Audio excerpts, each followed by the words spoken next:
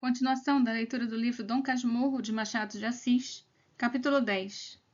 Aceito a teoria. Que é demasiada metafísica para um só tenor, não há dúvida, mas a perda da voz explica tudo. E há filósofos que são, em resumo, tenores desempregados.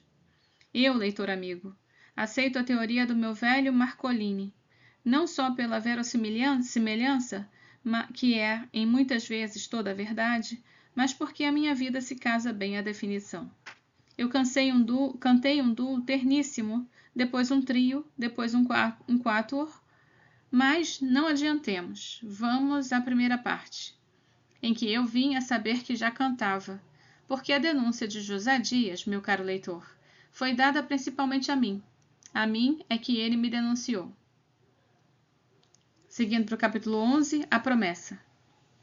Tão depressa vi desaparecer o agregado no corredor que eu deixei o esconderijo e corri à varanda do fundo. Não quis saber de lágrimas nem de causa que as fazia verter a minha mãe. A causa eram provavelmente os seus projetos eclesiásticos, e a ocasião destes é que vou dizer. Por ser já então história velha, datada de 16 anos. Os projetos vinham do tempo em que fui concebido. Tendo-lhe nascido morto o primeiro filho, minha mãe pegou-se a Deus para que o segundo vingasse, prometendo, se fosse varão, metê-lo na igreja. Talvez esperasse uma menina.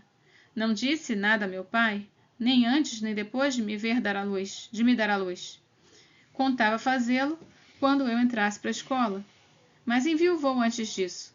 Então, viúva, sentiu o temor de separar-se de mim, mas era tão devota, tão temente a Deus, que buscou testemunhas da obrigação, confiando a promessa a parentes e familiares. Unicamente para que nos separássemos o mais tarde possível. Então fez-me aprender em casa as primeiras letras, latim e doutrina, e por aquele padre Cabral, velho amigo do tio Cosme, que ia lá jogar às noites. Prazos largos são fáceis de subscrever. A imaginação os faz infinitos. Minha mãe esperou que os anos viessem vindo. Entretanto, ia se afeiçoando à ideia da igreja, brincos de criança, livros devotos, imagens de santos, conversações de casa, tudo convergia para o altar. Quando íamos à missa, dizia-me sempre que era para eu aprender a ser padre, e que reparasse no padre, não tirasse os olhos dele. Em casa, brincava de missa, um tanto às escondidas, porque minha mãe dizia que missa não era coisa de brincadeira. Então arranjávamos um altar, Capitu e eu. Ela servia de sacristão e entre eu alterávamos no ritual, no sentido de dividirmos a hóstia entre nós. A hóstia era sempre um doce. No tempo em que brincávamos assim, era muito comum ouvir a minha vizinha. Hoje a missa? Eu já sabia o que isto queria dizer. Respondia afirmativamente e ia pedir hóstia por outro nome. Voltava com ela. Arranjávamos o altar, engrolávamos o latim e precipitávamos as cerimônias. Dominus non sum dignus. Isto que eu devia dizer 3 vezes. Penso que só dizia uma. Tal era a gulodice do padre e do sacristão. Não bebíamos vinho nem água, não tínhamos o primeiro, e a segunda viria a tirar-nos o gosto do sacrifício da hóstia. Então, ultimamente, não me falavam já do seminário, a tal ponto que eu supunha ser negócio findo. 15 anos, não havendo vocação, pediam antes o seminário do mundo que o de São José. Minha mãe ficava muitas vezes a olhar para mim, como alma perdida, ou pegava-me na mão a pretexto de nada para apertá-la muito. Capítulo 12. Na varanda. Parei na varanda, ia tonto, atordoado, as pernas bambas, o coração parecendo que queria sair-me pela boca fora. Não me atrevia a descer a chácara e passar o quintal vizinho.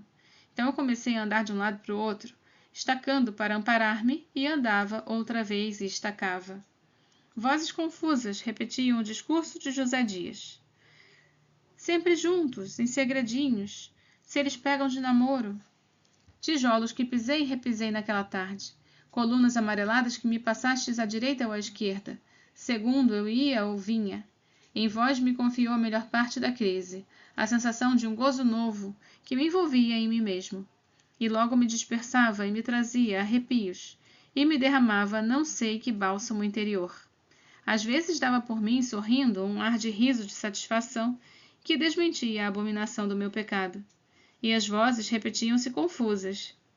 Em segredinhos, sempre juntos, e se eles pegam de namoro? Bem, um coqueiro, vendo-me inquieto e adivinhando a causa, murmurou de cima de si que não era feio que os meninos de 15 anos andassem de cantos com as meninas de 14.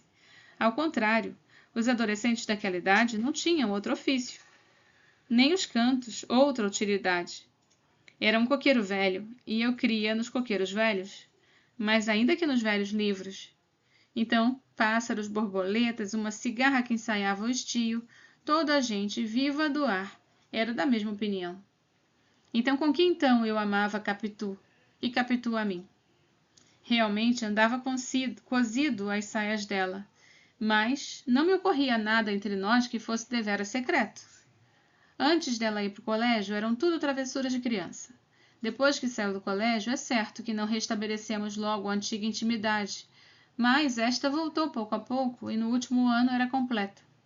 Entretanto, a matéria das nossas conversações era de sempre. Capitu chamava-me às vezes de bonito, mocetão, uma flor, entre outras. Pegava-me nas mãos para contar-me os dedos, e comecei a recordar esses e outros gestos e palavras. O prazer que sentia quando ela me passava a mão pelos cabelos, dizendo que os achava lindíssimos.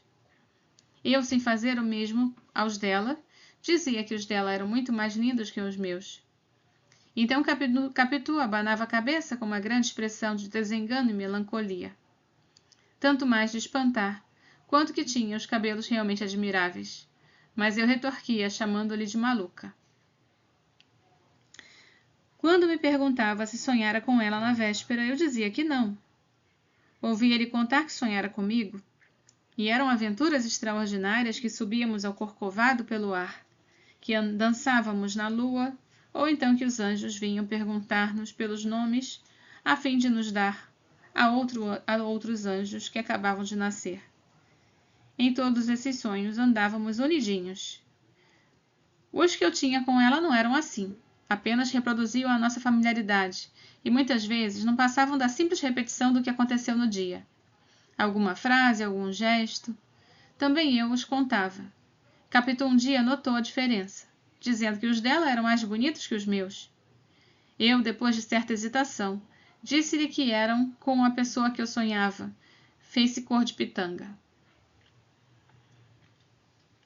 Pois, francamente, só agora entendi a comoção que me davam essas e outras confidências. A emoção era doce e nova, mas a causa dela fugia-me, sem que eu a buscasse nem suspeitasse.